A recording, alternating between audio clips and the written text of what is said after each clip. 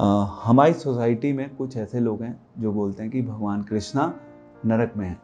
तो उनका तर्क क्या है? वो ये कहते हैं क्योंकि भगवान कृष्ण जब इस संसार में आए थे, भगवान कृष्ण के आने के बाद भगवान कृष्ण ने वो इतना बड़ा वहाँ पे युद्ध करवा दिया, उस युद्ध में करोड़ों लोग मर गए। तो उनको मारने का पाप, क्योंकि भगवान ने अल्टीमेटली वो युद्ध करवाया था, उनको मारने का पाप भगवान को लगा और भगवान अपने उन पापों की सजा भुगत रहे हैं। ऐसा सोचते हैं लोग कि भगवान कृष्णा नरक में है क्योंकि उन्होंने बहुत बड़ा पाप कर रखा है, वो अपने उन पापों की सजा भुगत रहे हैं।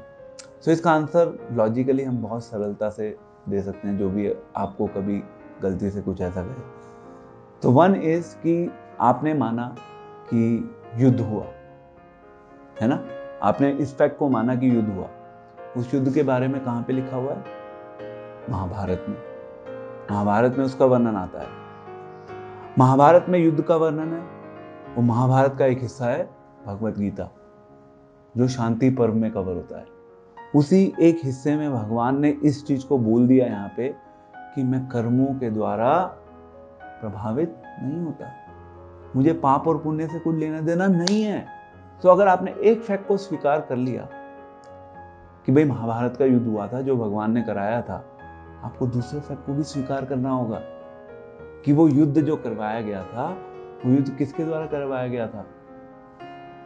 भगवान के द्वारा करवाया गया था। पर भगवान उसके पाप और पुण्य में नहीं बनते, क्योंकि भगवान कोई साधारण मनुष्य नहीं है हमारे जैसे, जो पाप और पुण्य के चक्रव्यूह में फंस जाते हैं। तो एक बहुत बड़ा डिफरेंस है मनुष्य और जीव में। तो जो भी ऐसा सोचते हैं कि भगवान कृष्ण नरक में है, वो खुद ही नरक गामी बन जाएंगे बेचारे।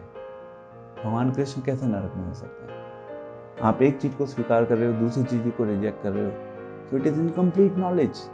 अगर आपको नॉलेज को रिसीव करना है, अगर युद्ध हुआ है, तो आपको इस प्रिंसिपल को भी एक्सेप्ट करना पड़ेगा, जो भगवान स्वयं कह रहे हैं उसी महाभारत के एक पार्ट में, कि ये जो युद्ध हुआ है, इस युद्ध के बाद जो मर रहा है, जो पाप हो रहा है, जो पुण्य हो रहा है, मुझे उससे कुछ लेना देना नहीं है।